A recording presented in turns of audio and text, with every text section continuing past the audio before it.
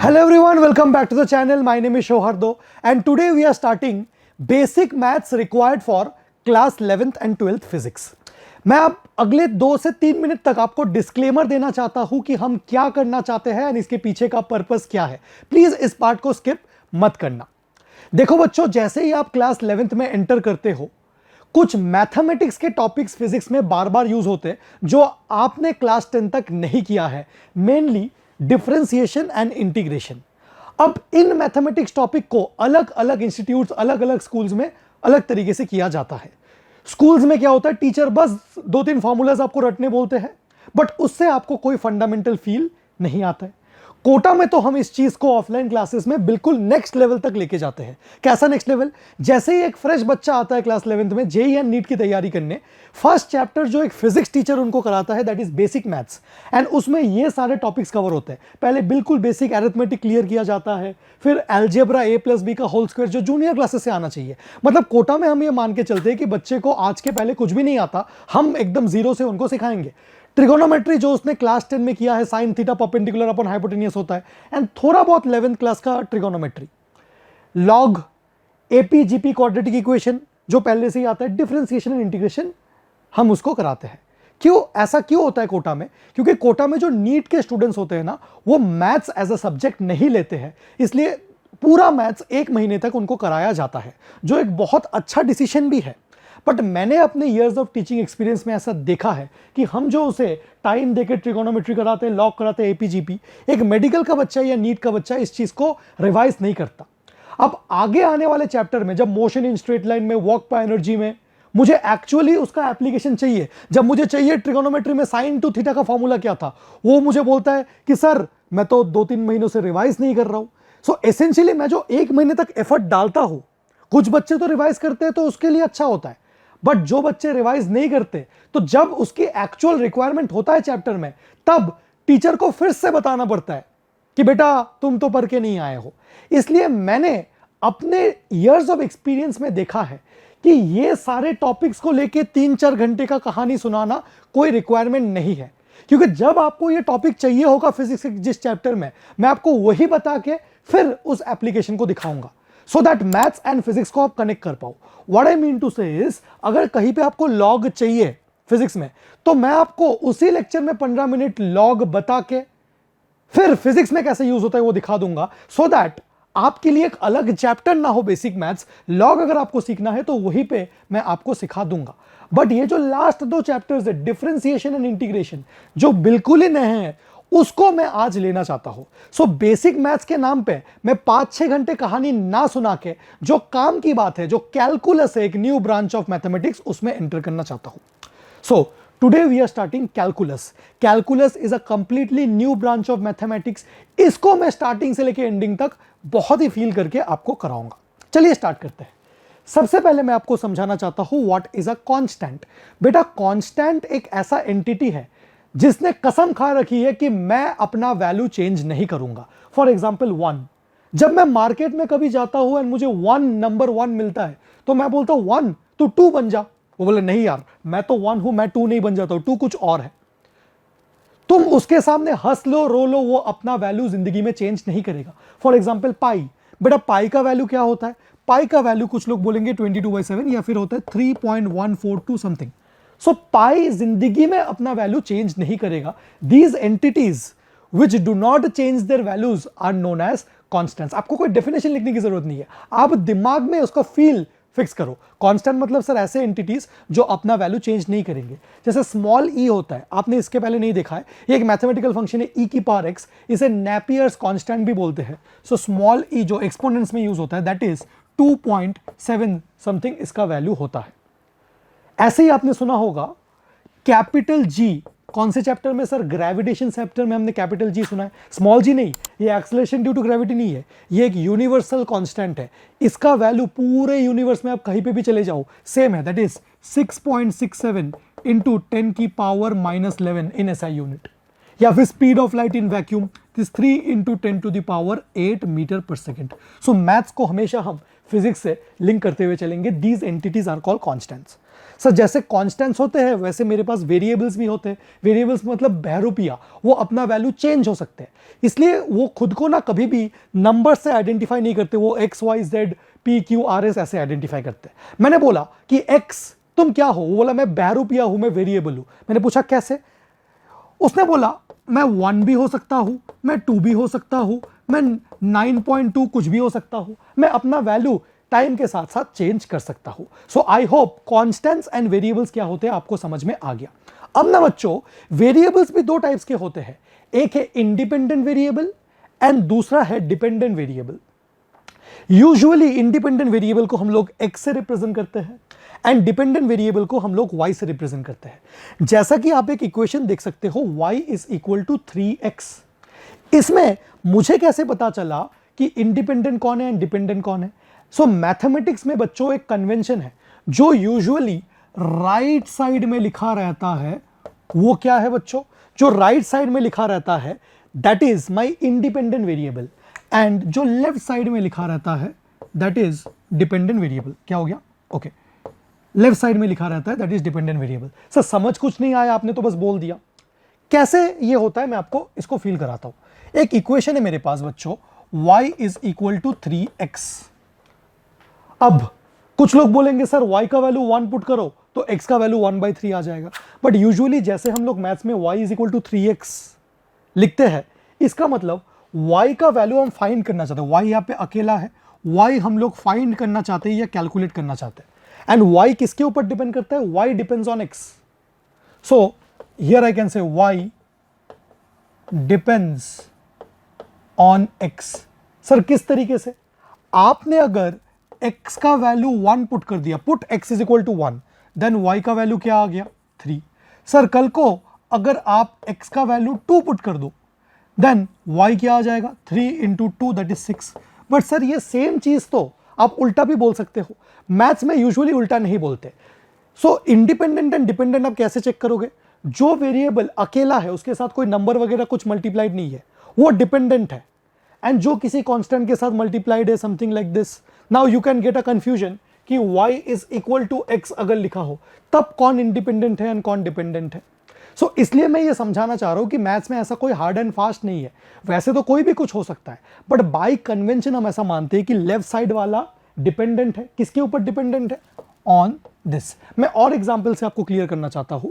यहाँ पे तो फंक्शंस आ गया। फॉर एग्जाम्पल फंक्शन क्या है, फंक्शन से क्लियर करते हैं।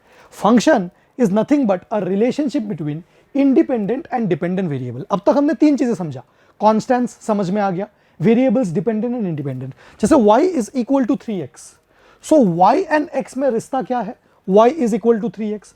जैसे area is equal to pi r square, तो एरिया ऑफ अ सर्कल किसके ऊपर डिपेंड करता है? Area depends upon radius. बच्चों एरिया डिपेंड्स ऑन रेडियस।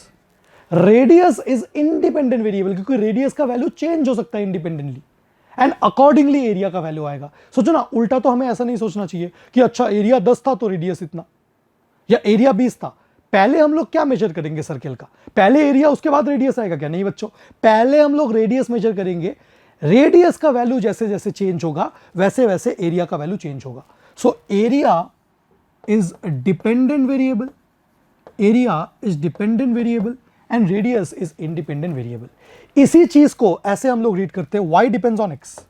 जो हम यहां पे बोल रहे हैं ना, y depends on x, you can write this as y is a function of x. This is called a function of x. This is read as y is a function of x. इसका मतलब क्या? y depends on x.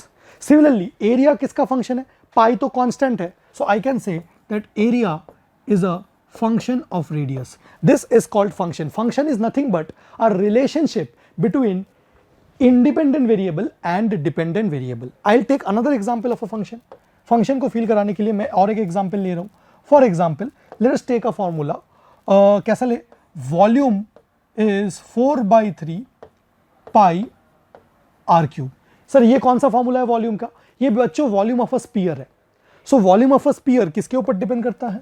Volume of a spear radius के ऊपर depend करता है। सो इसको कैसे लिखेंगे कि volume is a function of radius. So function क्या है बच्चों?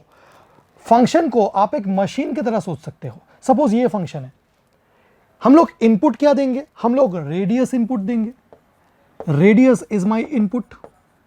जैसे जैसे इस फंक्शन को या इसमें इसके अंदर क्या है, सपोज एक फॉर्मूला फीड किया है 4/3 पाई आर क्यूब, मतलब ये एक मशीन है जिसमें कौन सा फॉर्मूला कोड किया है 4/3 पाई are cube.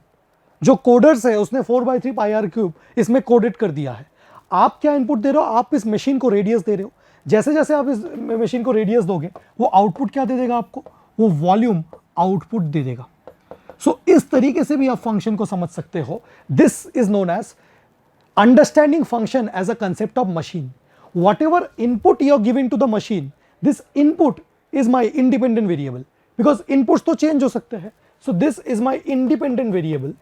So the independent variable is nothing but my input, and the dependent variable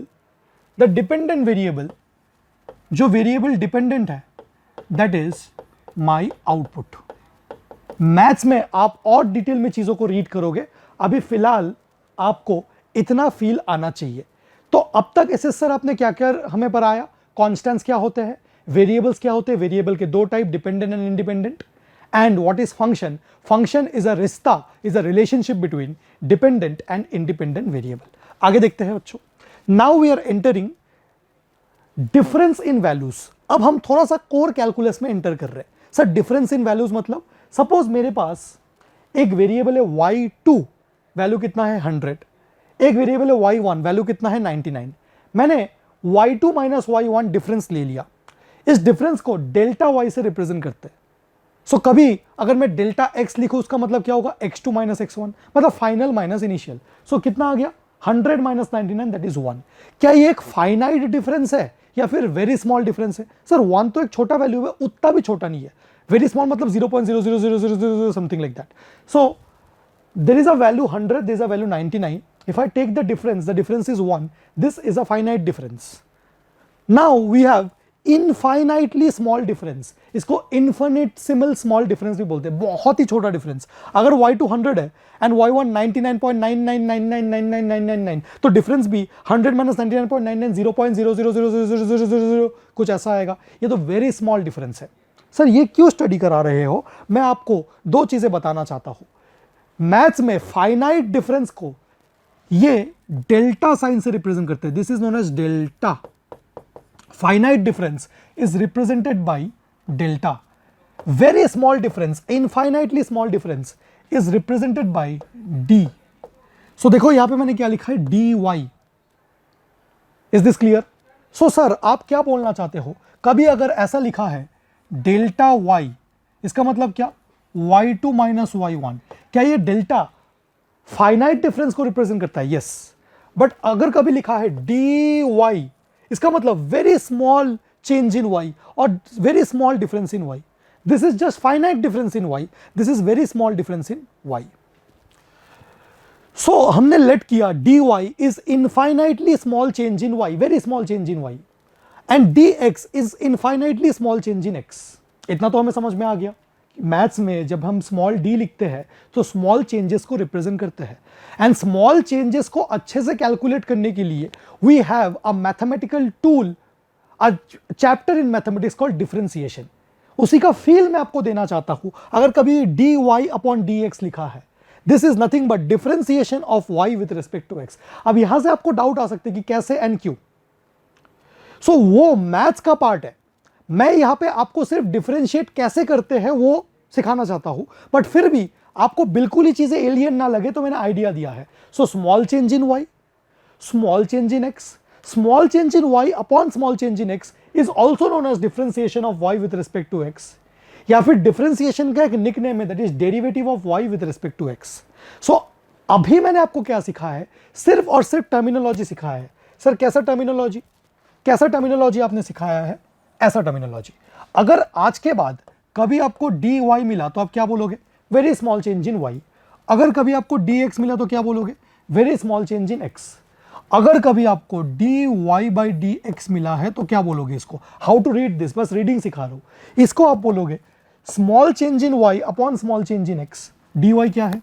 very small change in y, very small change in the variable y and dx क्या है, this is very small या infinitely small change in the variable x and dy by dx as a whole, dy by dx as a whole को क्या बोलोगे, आप बोलोगे it is the derivative of y, it is the derivative, it is the derivative of y WRT मतलब with respect to, मतलब with reference to x, y का differentiation x के respect पे। तो अगर कभी ऐसा लिखा है बच्चों dv by dt, मान लो v वेलोसिटी है, t टाइम है, d वेलोसिटी है, t टाइम है, तो dv by dt it is small change in velocity upon small change in time, या फिर इसको कैसे बोलोगे, this is the derivative, this is the derivative of किसका, ऊपर किसका है, velocity, it is the derivative of velocity with respect to नीचे क्या है, टाइम। अच्छा, वेलोसिटी का derivative with respect to time, इसी को फिजिक्स में बोला जाता है इंस्टेंटेनियस एक्सीलरेशन। और भी चीजें अगर मैं आपको रीड कराऊं, और भी चीजें बच्चों अगर मैं आपको रीड कराऊं, अगर मैं बोलूं dx by dt, dx by dt ऊपर क्या है, this is small change in position, this is very small change in position, very small change in position, and नीचे क्या है, very small change in time, very small change in time. Overall कैसे बोला जाता है dx by dt को, change in position upon change in time, या very small change in position upon change in time, that means the derivative of position with reference to time, and this derivative of position with respect to time is known as velocity. This is nothing but velocity. ये velocity का definition है dx upon dt. So how to read this, derivative बोलो या differentiation बोलो, this is known as differentiation, this is known as differentiation of what position, किसका, position with respect to time। इस तरीके से अब इसको कैलकुलेट करना कैसे है, dx by dt को कैसे कैलकुलेट करना है, वही इस चैप्टर में मुझे सीखना है। थोड़ा सा अगर मैं आपको dy upon dx, change in y upon change in x का ग्राफिकल फील बताऊं, ऑल्दो ये सारी चीजें मैथ्स का पार्ट है, फिजिक्स में यूज नहीं है, बट थोड़ा बहुत आप यहां से फील कर सकते हो। मेरे पास एक कर्व है ग्रीन कलर का, इसमें मैंने एक पॉइंट चूज किया है। अब इस पॉइंट से मैं एक डॉटेड लाइन यहां पे ड्रॉ करता हूं, एक डॉटेड लाइन यहां पे ड्रॉ करता हूं, this is some value x, and इस x के कोरस्पॉन्डिंग इस ग्राफ में वैल्यू है y। अब मैं x से थोड़ा सा आगे जाऊंगा, अगर मैं x से बहुत आगे जाऊंगा, सो ये x1 है एंड ये कुछ x2 है, एंड x2 के कोरस्पॉन्डिंग ये y2 है, देन हमें पता है कि अगर मुझे स्लोप निकालना है, अगर मुझे स्लोप निकालना है, तो इसको अगर मैं ऐसे खींचूं, ये थीटा तो ये भी थीटा, तो tan थीटा क्या आएगा, y2 minus y1 upon x2 minus x1। ये तो सबको पता है, ये तो एवरेज चेंज हो गया। बट मुझे dy by dx, small change in y upon small change in x, तो x को मैं थोड़ा सा चेंज करूंगा, मतलब पहले ये x था एंड y था, सो x के कोरस्पॉन्डिंग वैल्यू y है। अब x को मैं थोड़ा सा चेंज करूंगा बच्चों, थोड़ा सा जस्ट आगे, थोड़ा सा जस्ट आगे, तो अगर ये x है तो ये वाला पॉइंट क्या है, ये x से थोड़ा सा ज्यादा, मतलब x plus a very small change in x, मतलब ये जो डिफरेंस है, इतू सा डिफरेंस इज dx, तो y में कितना चेंज आया, इतू सा डिफरेंस इज dy, मतलब अगर x में आपने dx चेंज किया तो y पे कितना चेंज आया, dy, एंड अगर आप इस पॉइंट का भी स्लोप निकालोगे विच is tan theta, that will be dy upon dx। So dy upon dx for a y versus x graph, dy upon dx is nothing but tan theta, that is slope of the tangent drawn at point p। सो ये जो dy by dx आप बार बार बोल रहे हो, ये कुछ नहीं है, ये कोई भी y वर्सेस x ग्राफ का स्लोप है। अगर ये सेम फील मैं आपको किसी वेलोसिटी टाइम ग्राफ के लिए दूं, मान लो ये कोई वेलोसिटी वर्सेस टाइम ग्राफ है एंड ग्राफ कुछ ऐसा दिखता है, तो इस ग्राफ में अगर मैं एक पॉइंट चूज कर लूं, मतलब इस पर्टिकुलर टाइम के लिए वेलोसिटी कुछ v है, ठीक है, अब मैं टाइम को थोड़ा सा इंक्रीज कर दूंगा, कितना dt इंक्रीज कर दूंगा, तो वेलोसिटी कितना इंक्रीज हो जाएगा, कुछ छोटा सा dv, मतलब dt टाइम में वेलोसिटी dv इंक्रीज हो गया। इस पॉइंट पे बच्चों अगर मैं एक टेंजेंट ड्रॉ करके tan थीटा निकालूं, स्लोप कैलकुलेट करूं, तो स्लोप क्या आ जाएगा बच्चों, slope will be change in velocity, small change in velocity upon small change in time which is tan theta. So मैं आपके दिमाग में क्या फिट कर रहा हूं, मेरे पास ग्राफ कौन सा था बच्चों, मेरे पास वेलोसिटी वर्सेस टाइम ग्राफ था। वेलोसिटी वर्सेस टाइम ग्राफ में small change in velocity upon small change in time represents what? Represents slope.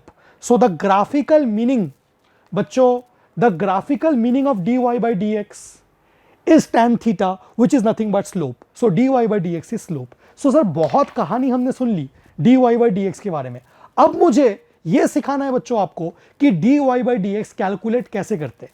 जैसे कि जब आप फर्स्ट टाइम अलजेब्रा स्टडी कर रहे थे तो आपके लिए a प्लस बी स्क्वायर का फॉर्मूला लिखना भी बहुत बड़ी बात था, क्योंकि ये अलजेब्रा ही नहीं आता था. सोचो ना, क्लास 1-2 में आप क्या सोचते थे कि मैथमेटिक्स में a b कैसे आ सकता है? आप तो प्लस माइनस इंटू डिवाइड में ही चल रहे थे. तो आज भी फर्स्ट टाइम जब आप कैलकुलस में एंट्री कर रहे हो तो ये वाला पार्ट आपको चाहे कितना भी समझ में आ गया हो, फिजिक्स में नहीं चाहिए. ये आपको सिर्फ सीखना है कि डिफरेंशिएशन जो एक टूल है, इस टूल को परफॉर्म कैसे करते हैं, इसके रूल्स क्या है. तो पहले इतना नोट कर लो, हम लोग आगे देखने वाले हैं. चलो बच्चों देखते हैं कि अल्टीमेटली डिफरेंशिएशन कैसे परफॉर्म किया जाता है. यही है, this is what is required in physics. यहां से ही मैं स्टार्ट कर सकता था, थोड़ा सा आइडिया मैंने दिया. y is equal to some constant है, आपके पास y इज इक्वल टू कुछ कांस्टेंट है एंड आपको dy by dx निकालना है. आपको dy by dx निकालना है. फॉर एग्जांपल y का वैल्यू 5 है एंड आपको क्या निकालना है? आपको निकालना है what is the change in y with respect to x. मतलब x में चेंज आने से y में क्या चेंज आए? अरे y का वैल्यू तो कांस्टेंट है, x कुछ भी चेंज हो जाए y में क्या चेंज आएगा? y का वैल्यू तो कांस्टेंट है. आप क्या निकाल रहे हो? आप बोल रहे हो भाई y change in y upon change in x. तो y तो cannot change, so change in y upon change in x will be what? 0. सुनो ना बच्चों, अगर y 5 है तो dy कितना है? y is 5. मतलब y ने बोला कि भाई मैं कांस्टेंट हूं, तुम मेरे सामने हंस लो, रो लो, कुछ भी कर लो, मैं चेंज नहीं होने वाला. एंड आप क्या कैलकुलेट कर रहे हो? dy. भाई dy कितना होगा? dy तो 0 हो जाएगा. इसलिए बच्चों एक रूल ही बोला जाता है, अगर कभी y इज इक्वल टू कुछ कांस्टेंट दिया है तो dy अपॉन dx, क्योंकि dy का वैल्यू ही 0 है, तो इसको dx से डिवाइड भी करोगे तो आंसर तो 0 ही आएगा ना. So how do you remember this? This is a rule of differentiation, that differentiation of a constant function is 0. अगर y इज इक्वल टू 5 तो dy by dx is 0. Actually ना इसको ऐसे लिखते हैं, y इज इक्वल टू 5 है, आप both side में x के रेस्पेक्ट पे डिफरेंशिएट कर रहे हो. सो इधर भी dy by dx, इधर भी पाई को dx के रेस्पेक्ट में, मतलब d by dx of pi. So d by dx of pi कितना होता है? 0. जरूरी तो नहीं है ना हमेशा y गिवन हो, मतलब आपको ऐसे बोल सकता है वो simply d by dx of 5. मतलब what is the change in 5 with respect to x? Change in 5 with respect to x, why it is 0? Because 5 is a constant. Similarly y is equal to sin 30, ये सब मिटा रहा हूं मैं. y is equal to sin 30, आप ऐसे लिखते हैं हम लोग डिफरेंशिएटिंग, कैसे लिखते हैं? डिफरेंशिएटिंग या डेरिवेटिव बोथ साइड्स में हम लोग डिफरेंशिएशन कर रहे हैं, किसके रेस्पेक्ट पे? With respect to x. मतलब हम लोग d by dx of y या dy by dx, मतलब change d by dx of y, and इधर भी हम लोग d by dx of sin 30, जैसे बोथ साइड में log लेते थे ना. अब सोचो d by dx of y मतलब क्या है? Change in y upon change in x. कितना आ गया? Change in y upon change in x कितना आ गया? Differentiation of sin 30 with respect to x. अरे sin 30 का वैल्यू तो हाफ होता है ना, सो इट्स अ कांस्टेंट. इसका डिफरेंशिएशन कितना होगा? इसका डिफरेंशिएशन होगा 0. This is the actual way we do it in maths. यहाँ पे आप सिर्फ ऐसे बोल सकते हो कि y is equal to some e which is 2.7, so dy by dx change in y with respect to x is 0. So 4 question हमने किए एंड रूल क्या था बच्चों कि अगर कांस्टेंट है तो कांस्टेंट का डिफरेंशिएशन 0 होगा. नेक्स्ट, ये हमने 0 लिख दिया है. Next is y is equal to x की पावर n, x की power n, x square, x cube, x की पावर 1, ऐसा कुछ ना कुछ हो सकता है. अगर कभी ऐसा है बच्चों तो इसका जो रूल होता है, सर ये रूल्स कहाँ से आए? ये ना हम लोग प्रूव कर सकते हैं मैथ्स में, इसको लिमिट्स नाम का एक चैप्टर है, फर्स्ट प्रिंसिपल से ये प्रूव किया जा सकता है. अभी आपको सिर्फ ऐसा फॉर्मूला इसे याद रखना है, जैसे a प्लस बी का whole square is a square plus b square plus 2ab, उसको भी ज्योमेट्रिकली प्रूव कर सकते हैं, इसको भी प्रूव किया जा सकता है. x की पावर n, तो आपको क्या करना है? ये जो पावर n है इसको सामने लाना है n, एंड पावर 1 कम कर देना है. फिर से x की पावर कभी भी कुछ n हो, सबसे पहले पावर सामने आ जाना चाहिए n, एंड एक कम हो जाना चाहिए. मैं आपको परफॉर्म करा के दिखाता हूं. अगर y इज x क्यूब है तो आपके दिमाग में स्ट्राइक होना चाहिए तो x की पावर n कुछ फॉर्मेट है. तो अगर कभी भी आप dy by dx ले लो, इधर भी ऐसा हो जाएगा D by D x of क्या हो रहा है एक्स क्यूब। अगर D by D x of x cube हो रहा है तो ऑन सॉल्विंग क्या आएगा, पहले 3 सामने आ जाएगा 3 एंड एक्स की power 3 minus 1 that means 3x square is the answer to the question. क्या इसको आप ओरली बता सकते हो? बस एक स्टेप में, इतना स्टेप्स नहीं दिखाऊंगा। y इज एक्स की पावर 5, तो बताओ dy बाई डी एक्स क्या होगा, बस आंसर लिख रहा हूं। एक पावर सामने आ जाएगा 5 एंड एक पावर कम हो जाएगा 5x की पावर 4। एक बार फिर से y is equal to x, x मतलब x की पावर 1 है, so dy by D x is power सामने आ गया 1 सामने आ गया एंड x की पावर 1 माइनस 1, एक पावर कम हो गया, तो जस्ट इट इज 1 x की पावर 0 एंड x की power 0 is 1, so the answer is 1। इस तरीके से आप चीज़ों को परफॉर्म कर सकते हो। मैं थोड़ा सा जल्दी जल्दी करा रहा हूँ सो दैट आपके दिमाग में कंसेप्ट फीड होता जाए। अब आप लोग खुद बताओ, ओरली बताओ, x की पावर अगर 100 है, अगर y is equal to x की पावर 100 है, तो आप लोग मुझे बताओ कि dy बाई डी एक्स, बच्चों सिर्फ प्रैक्टिस से ही आता है, dy बाई डी एक्स क्या होगा? आप बोलोगे सर 100 जो है उसको सामने लेके आओ एंड इसका पावर 1 कम कर दो। डायरेक्ट आंसर आपको आना चाहिए, क्योंकि फिजिक्स में हम लोग सिर्फ डिफरेंशिएशन कैसे करते हैं वो हमारे लिए इंपॉर्टेंट है। नेक्स्ट रूल में आ जाते हैं बच्चों, नेक्स्ट रूल में आ जाते हैं। अच्छा, इसी रूल के और क्वेश्चन है। 1 बाई एक्स क्यूब, सर ये तो x की पावर n कुछ फॉर्मेट में नहीं है, 1 बाई समथिंग है। बच्चों फॉर्मेट में है, क्योंकि अगर कभी 1 बाई एक्स क्यूब है, क्या इसे x की पावर -3 लिखा जा सकता है? यस। तो सर नेगेटिव पावर के लिए भी चलता है? हाँ बिल्कुल चलेगा। अब देखते हैं, अब मुझे क्या निकालना है, dy बाई डी एक्स निकालना है। dy बाई डी एक्स, पहले पावर सामने लेके आओ। सर नेगेटिव साइन के साथ ही सामने लेके आओगा? यस। पावर सामने आ गया एंड ये जो -3 है इसका -1 होगा, पावर 1 कम करना है, so this will be -3 x की power -4। This is the answer. Let's see dy by D x 5/2 है, पावर सामने आ जाएगा 5/2 एंड x की पावर 5/2 -1। अब 5/2 -1 क्या होता है, मैं साइड में कर लेता हूँ। 5/2 -1, 2 एलसीएम ले लिया, 5 - 2 दैट इज 3/2। सो इधर तो x की पावर 3/2 हो गया, ये आ गया 5/2 x की power 3/2 is the answer. Clear है इतना? ऐसे फ्रैक्शनल पावर्स के लिए भी आप परफॉर्म कर सकते हो। अगर मैं एक क्वेश्चन आपको दूं, एक क्वेश्चन वीडियो को पॉज करके आपको खुद करना है। मान लेते सिर्फ ऐसे लिखता हूँ, कुछ y नहीं लिखता हूँ, D by D x of differentiation x की पावर 3/2, x की पावर 3/2। करो करो करो, क्या होगा? x की पावर n वाला फॉर्मेट है, 3/2 सामने आ जाएगा एंड ये जो x की पावर 3/2 है इससे 1 कम हो जाएगा, 3/2 x की पावर हाफ एंड x की पावर हाफ को √x भी लिखा जा सकता है। So this is how you perform y is equal to x की पावर n कुछ भी हो सकता है। क्या करना था, जो n था उसको सामने लाना है एंड पावर को 1 कम करना है। सो अब तक मैंने आपको 2 रूल्स बताए।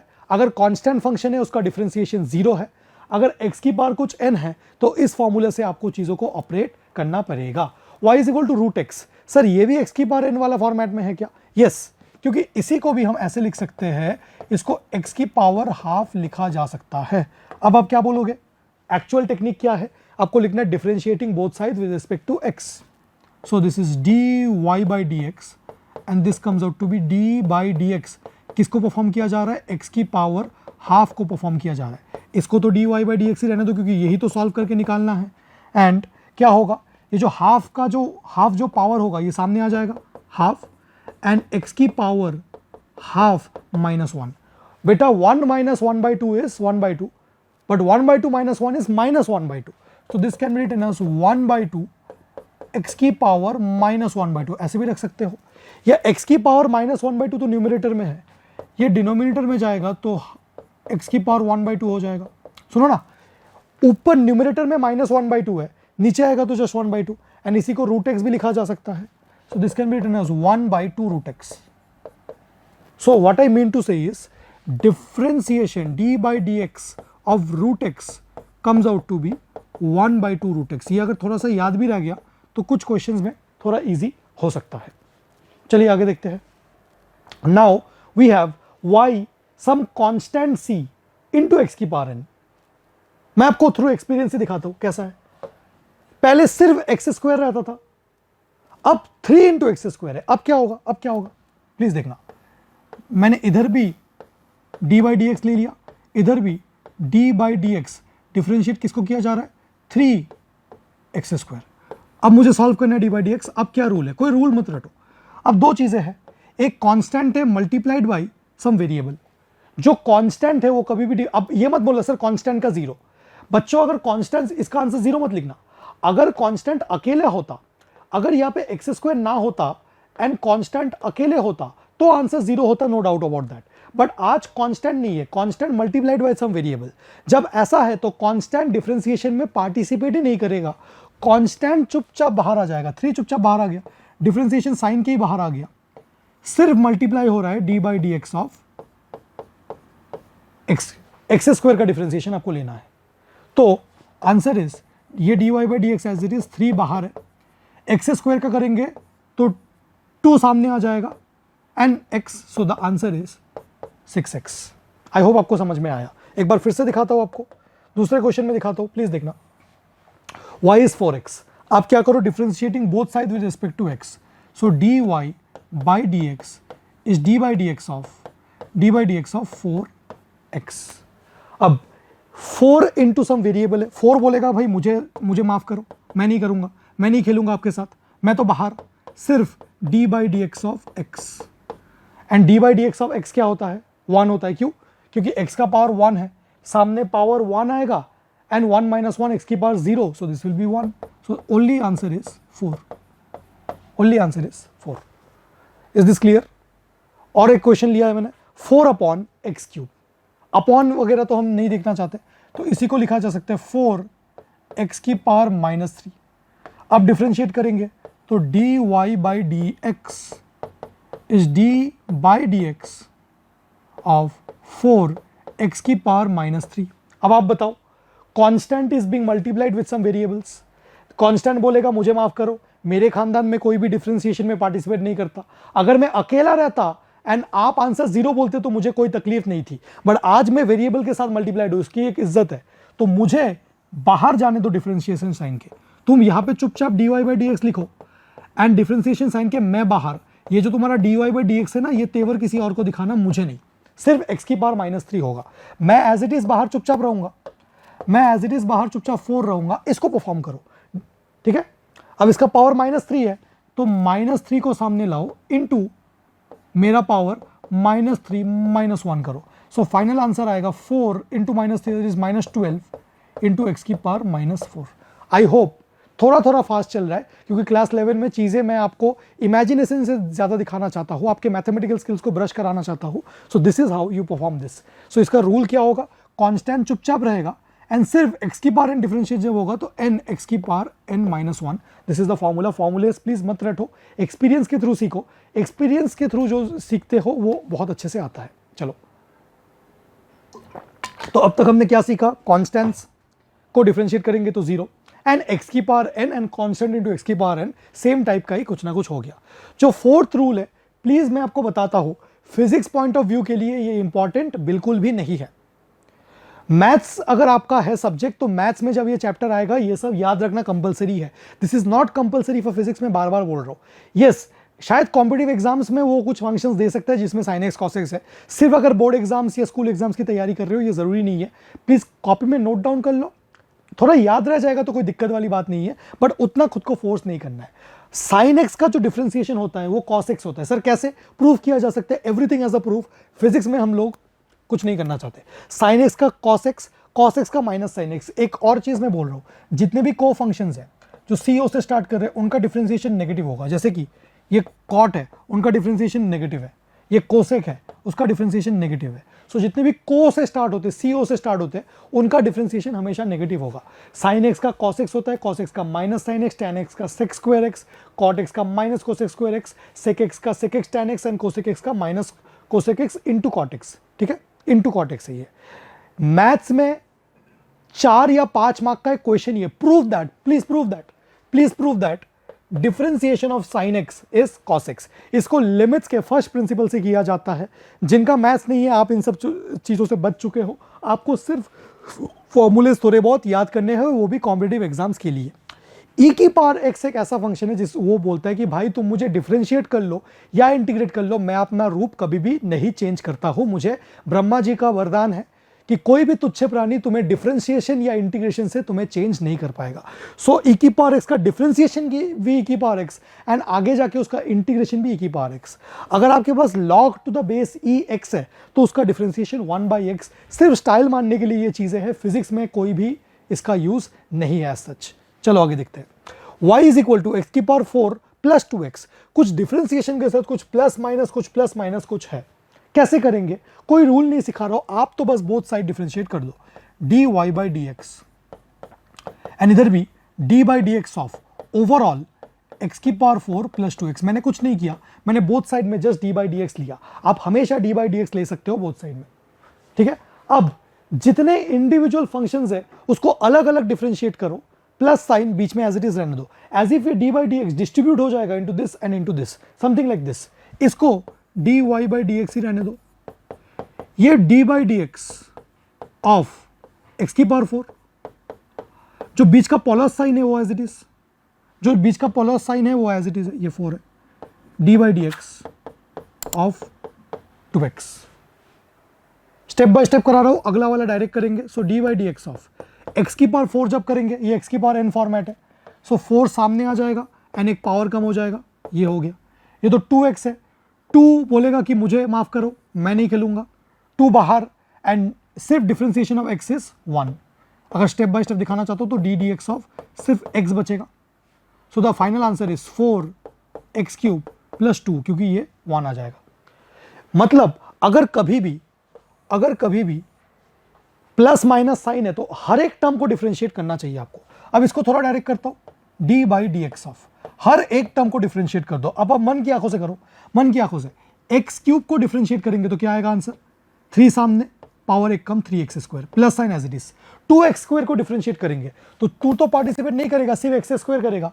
x² करेगा तो ये 2 सामने आएगा x। So final answer is 4x। मन की आंखों में कर दो, सुनो ना, d/dx ऑफ 2x² कितना आएगा? 2 पार्टिसिपेट नहीं करेगा, x² का 2x, तो 2 × 2x इज 4x। थोड़ा सा मैच्योर बनो। ये minus sign as it is, x का डिफरेंशिएशन 1 एंड 1 का डिफरेंशिएशन 0। x का डिफरेंशिएशन 1 एंड 1 का डिफरेंशिएशन 0। अगर आपको समझ में नहीं आया, मैं एक स्लाइड लेके करता हूं। x³ प्लस 2x², क्या था question? y is x³ plus 2x² minus कुछ था, लेट्स सी क्या हो गया, माइनस x प्लस 1। कैसे डिफरेंशिएट करेंगे? हर एक टर्म में डिफरेंशिएट कर दो। dy/dx is d/dx of x³ plus d/dx of 2x² minus d/dx of x plus d/dx of 1। सो मैंने प्लस माइनस साइन को एज इट इज इंटैक्ट रखा है हर एक टर्म के सामने d/dx। अब सोचो, d/dx of x³ 3x² plus 2 तो पार्टिसिपेट नहीं करेगा, सिर्फ डिफरेंशिएशन किसका होगा? x² का। x का हमेशा 1 होता है एंड कांस्टेंट का हमेशा 0 होता है। ऐसे करके आप आगे सॉल्व करके देख सकते हो। ठीक है। जैसे इसको भी मुझे अगर करना है तो dy/dx हर एक टर्म के सामने लगा दो। This is d/dx of x², minus sign है बीच में, d/dx of sin x, x² का 2x एंड sin x का cos x। This is the answer. So मैं आपको जो डिफरेंशिएशन सिखाना चाहता हूं, एक्सपीरियंस के थ्रू सिखाना चाहता हूं, मतलब बहुत सारी चीजें ना रटवा के सिर्फ चीजें परफॉर्म करना, मैकेनिकली मैं आपको सिखा रहा हूं। इसका क्या फिजिकल सिग्निफिकेंस है, क्या ग्राफिकल सिग्निफिकेंस है, मैथमेटिक्स के लिए इंपॉर्टेंट है, फिजिक्स के लिए सिर्फ इस टूल को कैसे यूज करते हैं वो ज्यादा इंपॉर्टेंट है। अब अगर u इंटू वी मतलब दो फंक्शंस का multiply, x² into sine x का मल्टीप्लाई कैसे करते हैं? आपको एक फंक्शन को कांस्टेंट रखना है, दूसरे को differentiate, so on and so fourth. एक ही क्वेश्चन के थ्रू मैं ये सिखाऊंगा। जब भी दो फंक्शंस मल्टीप्लाइड हो, प्लीज सुनना, जब भी दो फंक्शंस मल्टीप्लाइड हो, प्लीज इसको अच्छे से सुनना, आपको लेना है dy/dx। इधर भी मैं ले लेता हूं d/dx ऑफ किससे? सर आप इधर dy/dx, इधर d/dx। मैं एक्चुअली बोथ साइड में सिर्फ d/dx ही ले रहा हूं, y तो एज इट इज ही है ना, इधर सिर्फ d/dx ही ले रहा हूं, इधर भी d/dx of x² into sine x, x² into sine x. अब कैसे करते हैं इसको? प्लीज सुनना, प्लीज इसको अच्छे से सुनना कैसे करते हैं। कितने फंक्शंस है? दो फंक्शंस है। इसको लिखो, स्पेस देके लिखो, x² sine x plus sign लगा दो बीच में, प्लस फिर से एक्स स्क्वायर साइन एक्स। दो फंक्शन से दो बार लिखो। समझ नहीं आया? क्वेश्चन ऐसा था, क्वेश्चन ऐसा था x square into sine x. तो जब आप d Y by D x perform करोगे तो चीज़ों को दो बार लिखो। दो एक्स स्क्वायर स्पेस देके साइन एक्स, बीच में एक plus sign, x square space देके साइन एक्स। एक बार d by D x x square के साथ लगाओ, साइन एक्स को एज इट इज रहने दो, एंड एक बार एक्स स्क्वायर को एज इट इज रहने दो, साइन एक्स के सामने लगाओ। Is this clear? स्पेस देके लिखो। एक बार d by D x x square के साथ लिखो, प्लस साइन, एक बार d by D x sine x के साथ लिखो। इसको सॉल्व करो, जो आंसर आएगा वही है। सो एक्स स्क्वायर का differentiation is 2x and sine x is as it is, बीच का plus sign x square as it is, sine x का differentiation is cos x। This is the final answer. So अगर u into we है तो आपको कैसे करना है? D Y by D x. आप u इंटू वी को स्पेस देके दो बार लिखो, u v plus u v. एक बार u के सामने डी बाई डी एक्स लिख दो, एंड एक बार v के सामने डी बाई डी एक्स लिख दो। Is this clear? This is how you perform the multiplication of two functions का डिफरेंशिएशन। नेक्स्ट और एक क्वेश्चन है, x square plus 1 into x cube plus 3।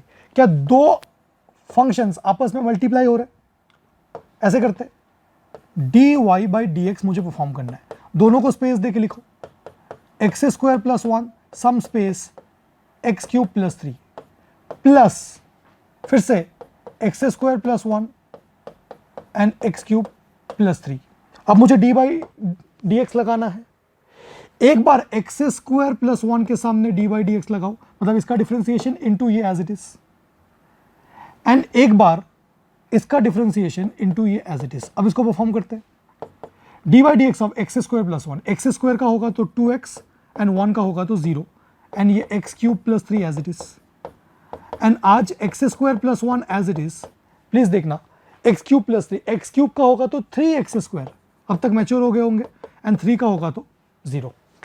So this comes out to be 2x into x cube plus 3 plus x square plus 1 into 3x square. फिर multiply करके plus plus करके कुछ आएगा। मेरा purpose आपको सिर्फ ये रूल रिवाइज कराना था, मतलब सिखाना था, that is u into V वाले फंक्शंस को किस तरीके से डिफरेंशिएट करते हैं। आप लोग इतना नोट करो, हम लोग आगे देखते हैं। अब आएगा कि अगर प्रोडक्ट में है, सॉरी डिवाइड में है, u अपॉन वी है, जैसे साइन एक्स अपॉन एक्स है, जैसे साइन एक्स अपॉन एक्स है। ये थोड़ा सा इंपॉर्टेंट है, फिजिक्स में बहुत कम यूज होता है ये, बहुत बहुत कम। अब देखना इसका रूल कैसा है, D Y by D x. आप एक बहुत बड़ा ऐसे लाइन खींच लो, नीचे जो फंक्शन है, नीचे जो फंक्शन है उस फंक्शन को स्क्वायर करके लिख दो। सो फर्स्ट नीचे वाला फंक्शन को स्क्वायर करके लिख दो। अब जिस फंक्शन को आपने स्क्वायर किया नीचे वाला, उसको इधर एज इट इज लिखो x इनटू डिफरेंशिएट करो दूसरे वाले फंक्शन को साइन x। अब इसमें आएगा माइनस साइन, अब इसमें आएगा माइनस साइन। फिर से नीचे वाले फंक्शन को स्क्वायर करो, जिस फंक्शन को स्क्वायर किया उसको इधर एज इट इज लिखो। अब डिफरेंशिएट करो दूसरे वाले को, माइनस साइन। अब साइन एक्स को एज इट इज रखो, ऊपर वाले को एज इट इज रखो, एंड डिफरेंशिएट करो दूसरे वाले को, एक को कांस्टेंट रख के दूसरे वाले को। फिर से नीचे वाले का स्क्वायर, उसको एज इट इज, दूसरे वाले का डिफरेंशिएट। अब जो वाला डिफरेंशिएट हुआ वो एज इट इज, एंड दूसरे वाले का डिफरेंशिएशन। सॉल्व करके क्या आएगा, ये x है, ऊपर D by D x of sine x is cos x, sine x का डिफरेंशिएशन कॉस एक्स, माइनस ये sine x D x upon D x, वो तो 1 आएगा, अपॉन में x square. This is the answer. मतलब अगर कुछ u अपॉन v है तो D Y by D x. Please अब इसको अच्छे से समझो फिर से रूल को। जो नीचे वाला फंक्शन है उसका स्क्वायर, वो as it is constant differentiation of u with respect to x minus u constant differentiation of v with respect to x। This is how you do things. अगर मैं एक और एग्जांपल लूँ आपके लिए, एक और एग्जांपल लूँ आपके लिए कि y अगर कुछ sine x upon cos x है, तो आप कैसे करोगे? D Y by D x, जो नीचे वाला फंक्शन, नीचे वाला कौन सा है? कॉस एक्स, उसका स्क्वायर, नीचे वाले का स्क्वायर, एंड स्टार्ट करना है नीचे वाले से, जिसका स्क्वायर किया उससे स्टार्ट करना है, वो एज इट इज रहेगा। जो दूसरा रिमेनिंग है उसका differentiation, d by D x of sine x minus sine, अब sine x as it is रहेगा and d by D x of cos x. अब इसको सॉल्व करके जो आंसर आएगा वही फाइनल आंसर है। मेरे को तो बस टेक्निक आपको सिखाना था। आगे देखते हैं। Chain rule it is the most important rule. For example y अगर आपके पास सिर्फ साइन x होता तो उसका आंसर क्या होता? डिफरेंशिएशन का cos x। बट आज साइन x नहीं है, आज है कुछ साइन, अंदर में कुछ ना कुछ लीनियर फंक्शन। आज भी y अगर सिर्फ x क्यूब होता, बट आज 2x प्लस 1 का क्यूब है। इसको सीखने में भी बहुत लोगों को दिक्कत आता है, इसलिए इसको मैं अपने तरीके से समझाता हूं। मतलब ये फंक्शन किसकी तरह दिखता है? ये साइन एक्स की तरफ दिखता है। So this is D Y by D x. कैसे कैलकुलेट करेंगे? सबसे पहले मन की आंखों में सोचो कि बेसिक फॉर्म क्या है। अगर ये साइन एक्स होता तो आंसर क्या होता? मन की आंखों में बेसिक फॉर्म सोचो। बेसिक फॉर्म ऐसा था, अगर y is equal to sine x, अगर साइन एक्स होता तो डिफरेंशिएशन का आंसर क्या होता? Cos x. वो तो आंसर एज इट इज लिखो, कॉस आज एक्स के जगह पे क्या है? 2x। Please, if this function was sin x the answer would have been cos x, but आज ये sin 2x है तो आंसर क्या होता? cos 2x। तो सिर्फ ऐसे तो नहीं होगा, जो अंदर वाला फंक्शन है उसको एक बार फिर से डिफरेंशिएट करो, मतलब इनटू डिफरेंशिएशन ऑफ अंदर वाला function. So this is cos 2x and 2x का differentiation is just 2, so 2 cos 2x। मतलब इसको एक बेसिक फंक्शन जिसका डिफरेंशिएशन आपको आता है वो मान के डिफरेंशिएट करो, एंड अंदर वाले को एक बार मल्टीप्लाई करके फिर से डिफरेंशिएट। मतलब सुनो, अगर ये एक्स क्यूब होता, अगर ये y इज इक्वल टू सिर्फ एक्स क्यूब होता तो D Y by D x का आंसर आता 3x स्क्वायर। आज ये 2x प्लस 1 का क्यूब है तो D Y by D x का आंसर क्या आता? 3, मतलब पावर आगे आता, एकदम ऐसे पावर आगे आता, एंड पावर एक कम हो जाता। पावर आगे आया, पावर एक कम हो गया अगर सिर्फ x होता, बट क्योंकि 2x प्लस 1 है तो 2x प्लस 1 को एक बार फिर से डिफरेंशिएट करना पड़ेगा, D by D x of 2x plus 1। इसका भी यूज कम है फिजिक्स में। सो फाइनल आंसर क्या आया? 3 इंटू 2x प्लस 1 का whole square, and what is differentiation of 2x plus 1?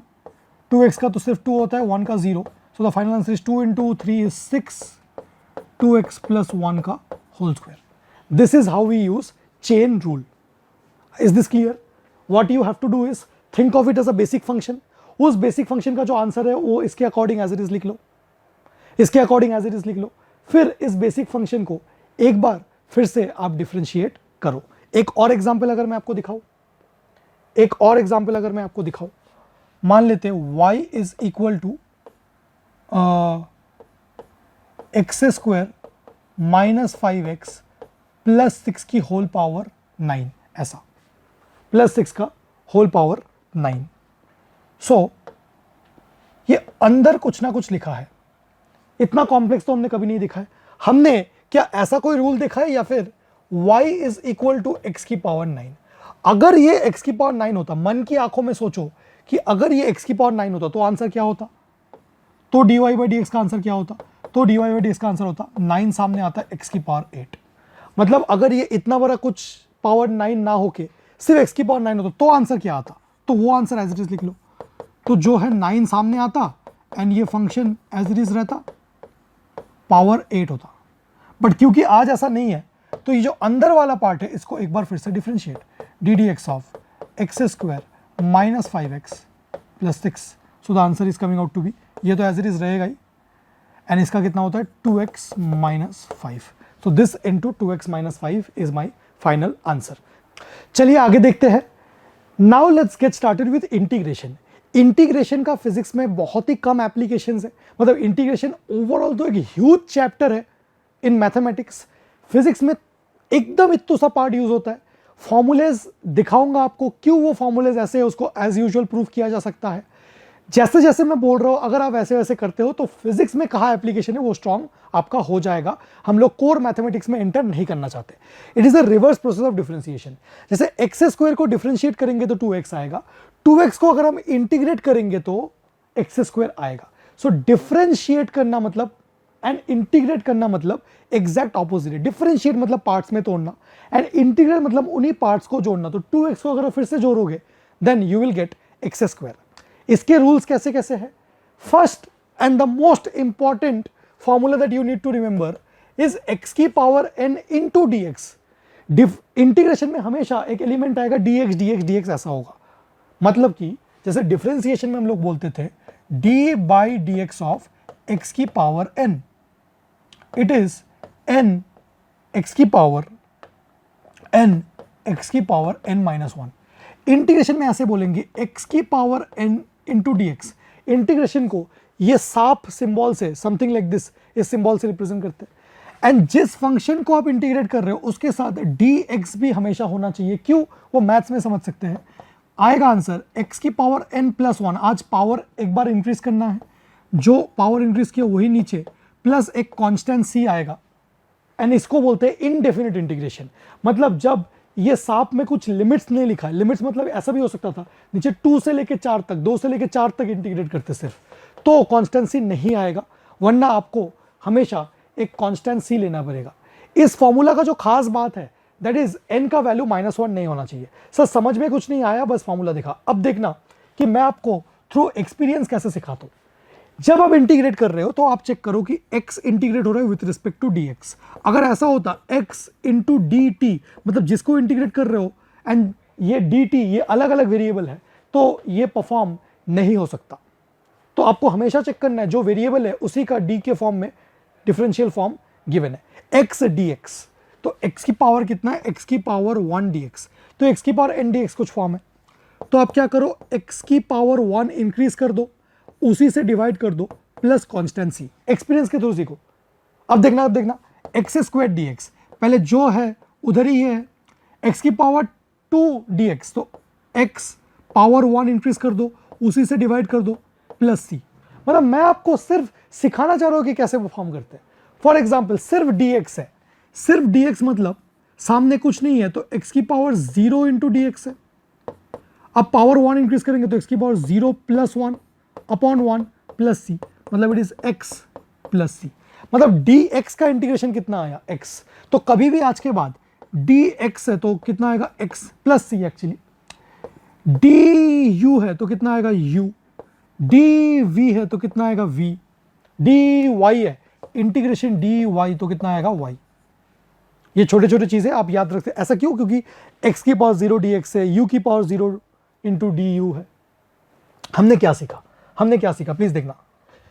Integration of dx, integration of dy, integration of d theta, integration of du, integration of d phi, ऐसा कुछ।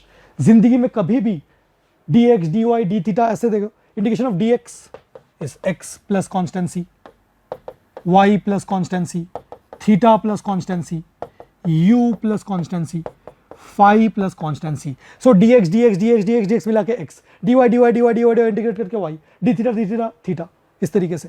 अब देखो integration of x dx, so x की power 1 dx, सो x की power 2/2 plus c। अब बोलो integration of x square dx क्या आएगा? पावर 1 इंक्रीज कर दो, उसी से डिवाइड प्लस c। अब सुनो, सिर्फ सुनते जाओ देखते जाओ। t dt, अरे जो है उसी के रिस्पेक्ट में t dt, तो बताओ क्या होगा? t square by 2 plus c. बताओ ना, v dv, v into dv, so v square by 2 plus c. अरे v की पावर 9 dv, जो पावर है उसको 1 इंक्रीज कर दो, v की पावर 10, उसी से डिवाइड प्लस सी।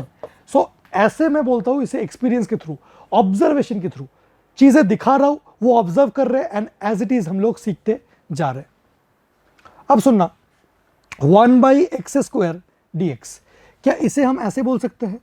x की पावर -2 dx। यस, -2 चलेगा, n -1 नहीं होना चाहिए। एक्स की पावर -2 dx। अब क्या करेंगे, एक्स की पावर 1 इंक्रीज कर दो, उसी से डिवाइड कर दो प्लस सी, तो ये कितना है, एक्स की power -1 upon -1 plus C. Solve कर सकते हो। टी डी टी मतलब टी की पावर 1 डी टी, तो ये कितना हो जाएगा, टी की power 2/2 plus C. V D V it will be V square by 2 plus C, V की पावर 1 है। आगे देखते हैं, 5 dx 10 टी स्क्वायर dx। अब फिर से कॉन्स्टेंट्स मल्टीप्लाई हो रहे हैं, जैसे डिफरेंशिएशन में देखा था। तो कॉन्स्टेंट्स ने बोला कि भाई मैं बिल्कुल भी पार्टिसिपेट नहीं करना चाहता, मैं तो इंटीग्रेशन साइन से बाहर जाना चाहता हूं। मेरे खानदान में आज तक किसी ने डिफरेंशिएशन एंड इंटीग्रेशन में पार्टिसिपेट नहीं किया। 5 बाहर सिर्फ इंटीग्रेशन dx का, एंड dx का इंटीग्रेशन तो x, एंड प्लस एक कांस्टेंट लगाओगे। फिर से constant into T square D T है, तो कांस्टेंट बाहर चला जाएगा, 10 बाहर वेट कर रहा है, and T square D T, so 10 this is T cube by 3 plus C. Is this clear? Sir क्या ये 10 सी से भी मल्टीप्लाई होगा? हो भी सकता है, नहीं भी हो सकता। अगर आप सिर्फ इधर एक ब्रैकेट लगा देते तो इसको ब्रैकेट ओपन करने में 10 एंड ऐसे 10 सी आता, डजेंट मैटर। 10 इंटू सी भी एक कांस्टेंट है, इसको हम एक न्यू कांस्टेंट कुछ सी डैश ऐसे बोल सकते हैं। सो ये कांस्टेंट के साथ ये बाहर वाला नंबर मल्टीप्लाई करो या ना करो, that doesn't make any change to the final result. जो सी है वो 10 सी है, बस एक कांस्टेंट आना चाहिए, चाहे वो कांस्टेंट के सामने कोफिशिएंट हो या ना हो। ऐसे वी डी वी बाई 2, मतलब ये 2 मतलब एक्चुअली ये हाफ है, सो 1/2 इंटीग्रेशन साइन के बाहर चला गया, एंड सिर्फ वी डी वी हो रहा है, सो 1/2 बाहर वेट कर रहा है, 1/2 इंटीग्रेशन साइन से बाहर वेट कर रहा है, एंड वी डी वी के लिए क्या आया बच्चों, v square by 2 plus c. As usual ये हाफ मल्टीप्लाई होगा या नहीं होगा, that does not make any change to the final result, both are the same things. So मैंने आपको कुछ बेसिक इंटीग्रेशन की चीजें दिखाए। अब एक लास्ट टाइप ऑफ इंटीग्रेशन है जिसे बोलते हैं डेफिनेट इंटीग्रेशन, जिसका सबसे ज्यादा यूज होता है फिजिक्स में, क्योंकि डेफिनेट इंटीग्रेशन में बच्चों हम लोग क्या करते हैं, लिमिट्स पुट करते हैं। अब ये जो 3 क्वेश्चंस है, इन 3 क्वेश्चंस के थ्रू ही मैं आपको सिखाऊंगा कि डेफिनेट इंटीग्रेशन कैसे करते हैं। प्लीज अच्छे से समझना। एज यूजुअल पहले आप इंटीग्रेट करो, एक्स डी एक्स से एक्स की पावर 1 dx, तो इसको हम लोग लिख सकते हैं एक्स स्क्वायर बाई 2। अब डेफिनेट इंटीग्रेशन में आपको कांस्टेंट सी पुट नहीं करना है। जैसे आपने इंटीग्रेशन परफॉर्म कर लिया, आप एक थर्ड ब्रैकेट में इसको इनक्लोज करो, इसको बोलते हैं लोअर लिमिट एंड इसको बोलते हैं अपर लिमिट। तो लोअर लिमिट को आप नीचे लिखो एंड अपर लिमिट को आप ऊपर लिखो। इंटीग्रेशन स्टेप परफॉर्म हो गया, एंड इसको मैंने ऐसे थर्ड ब्रैकेट में कन्वर्ट कर दिया। अब आपको इस फंक्शन में एक्स स्क्वायर बाई 2 में एक बार अपर लिमिट पुट करना है, एक बार लोअर लिमिट पुट करना है। मतलब प्लीज अच्छे से देखना, थर्ड ब्रैकेट है, पहले अपर लिमिट, एक्स के जगह जब अपर लिमिट पुट किया तो ये आ गया 3 स्क्वायर बाई 2, माइनस साइन लगाओ। अब लोअर लिमिट पुट करो 2 square by 2, so on solving ये कितना आ गया, दिस इज 9/2 माइनस 4/2, सो 2 हमने एलसीएम लिया तो 9 माइनस 4/2, आंसर इज 5/2। सर थोड़ा सा कम समझ में आया, अब फिर से देखना, x square D x 2 to 4 integration करेंगे तो आएगा x cube by 3। Third bracket लगाओ क्योंकि डेफिनेट इंटीग्रेशन है, लोअर लिमिट नीचे अपर लिमिट ऊपर, पहले ये स्टेप आ गया। ऐसे ये भी वी डी वी का क्या होगा, V square by 2, third bracket लगाओ, लोअर लिमिट नीचे अपर लिमिट ऊपर, लोअर लिमिट नीचे अपर लिमिट ऊपर, ठीक है। अब पहले x के जगह पे 4 पुट करो, सो this is 4 cube by 3, minus x की जगह पे 2 पुट करो, 2 क्यूब बाई 3, जो सॉल्व होके आया वही आंसर, मतलब 4 क्यूब क्या होता है 64/3 minus 8/3, so this comes out to be 64 minus 8 कितना होता है 56/3, सो 3 1 टाइम्स एंड 26, ये तो डिविजिबल नहीं हो रहा है, छोड़ दो, 56/3 इज द आंसर। इसको भी देखते हैं, वी डी वी के लिए V square by 2 upper limit and lower limit. पहले v के जगह पे अपर लिमिट मतलब v है एंड अपर लिमिट भी v है, तो ये आ गया v square by 2 minus u put करो v के जगह, so u square by 2। So these kind of integrations are required. अब मैंने यहां तक ही आपका बेसिक मैथ्स कंप्लीट है मेरे हिसाब से। अब मैंने आपके लिए motion in a straight line का फर्स्ट लेक्चर अपलोड किया है। इन द सेकेंड लेक्चर हम लोग क्या करने वाले हैं, जितने भी इक्वेशंस है उनको डिराइव करने वाले हैं using method of integration. So suppose मैं आपको बताऊंगा, थोड़ा सा आपको यहीं पे फील दे दो, v velocity is ds by dt। ds by dt मतलब displacement of derivative of position with respect to time. अब वी कैन से दैट, या फिर अगर मैं सिंपली बोलूं आपको पहले कि acceleration is dv by dt, dv by dt। ऐसे हम लोग dv को क्या लिख सकते हैं, a dt। अब देखो इधर भी dv है एंड इधर dt है। अब बोथ साइड में इंटीग्रेशन हम लोग कर सकते हैं, क्योंकि यहां पे भी इंटीग्रेशन का फॉर्मेट आ गया dv, यहां पे भी आ गया dt। बोथ साइड में जब हम इंटीग्रेशन करेंगे, सो dv एक इंटीग्रेशन साइन लगाता हूं एंड इधर a dt इंटीग्रेशन साइन हमने बोथ साइड में ले लिया। अब a इंटू dt को तो इंटीग्रेट नहीं किया जा सकता, अगर t इंटू dt होता तो सो कैसे ना कैसे करके मुझे a को इंटीग्रेशन साइन से बाहर निकालना है। ये सिर्फ तब पॉसिबल है जब a कांस्टेंट होगा। सो अगर a कांस्टेंट है बच्चों, इफ a इज कांस्टेंट, अगर एक्सीलरेशन कांस्टेंट है तो वो इंटीग्रेशन साइन से बाहर आ जाएगा, ये होगा सिर्फ dv एंड a बाहर आ गया एंड dt। अब मुझे लिमिट्स पुट करना है, तो सिचुएशन में मैं मान लेता हूं ये तो वेलोसिटी का चेंज है, तो इनिशियल वेलोसिटी अगर u है तो फाइनल वेलोसिटी को मैं v मान लेता हूं, एंड इनिशियली अगर स्टॉप वॉच का टाइम 0 है तो फाइनल टाइम इज t। ये सब चीज मैंने डिटेल में एक्सप्लेन किया है, उसी का बस एक ओवरव्यू दे रहा हूं। मतलब जब टाइम 0 है, लोअर लिमिट टाइम 0, तो वेलोसिटी कितना है u, जब टाइम t हो गया तो वेलोसिटी कितना v। अब सुनना, इंटीग्रेशन dv क्या हो जाता है v, बट इसको थर्ड ब्रैकेट में लगता हूं क्योंकि मुझे लिमिट पुट करना है u से v तक। a बाहर है, dt का इंटीग्रेशन क्या हो जाता है t, सो t प्लस c नहीं, क्योंकि लिमिट्स पुट करेंगे 0 टू t। अब लिमिट पुट करो, v है तो पहले v पुट करो माइनस u पुट करो, v माइनस u आ गया। a बाहर है, t की जगह t पुट करो एंड एक बार 0 पुट करो, minus 0। So v minus u is a into T and v is equal to u plus a t। So ऐसे सिंपल इंटीग्रेशन आपको करना हो सकता है। एंड जो मोशन इन स्ट्रेट लाइन के सेकेंड लेक्चर ऑनवर्ड्स हम करेंगे, यही चीज मैंने आपको अच्छे से वहां पे फील कराया है। सो आज के लेक्चर का पर्पस सिर्फ इतना था कि आपको पूरे क्लास 11th फिजिक्स में कहाँ कहाँ इंटीग्रेशन चाहिए, कहाँ कहाँ डिफरेंशिएशन चाहिए, कैसे कैसे उन चीज़ों को परफॉर्म किया जाता है, सिर्फ मैंने उतना ही आपको समझाया। प्लीज़ ये मत एक्सपेक्ट करना कि ये लेक्चर देख के ही आप डिफरेंशिएशन और इंटीग्रेशन में पूरा महारत हासिल कर लोगे, वो नहीं हो पाएगा, क्योंकि आज आपका फर्स्ट एंड बेसिक क्लास है। जैसे जैसे आगे फिजिक्स में यूज होगा वैसे वैसे आपका वो स्किल ब्रशअप होता रहेगा। बट प्लीज मैं आपको फिर भी एडवाइस करूंगा कि इस लेक्चर को अच्छे से देखो। अगर कहीं पे भी डाउट है तो मुझे कमेंट सेक्शन में बताओ, I will be personally more than happy to answer your doubt. अगर इसको ही बार बार प्रैक्टिस करो, आपको फर्दर प्रैक्टिस शीट्स चाहिए तो आप मुझे बताओ, मैं आपको प्रैक्टिस शीट्स भी अवेलेबल करा दूंगा।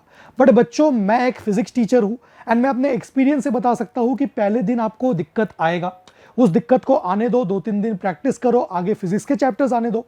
फिजिक्स के चैप्टर्स के थ्रू अगर इस चीज को सीखोगे ना तो लॉन्ग टर्म रिटेन रहेगा।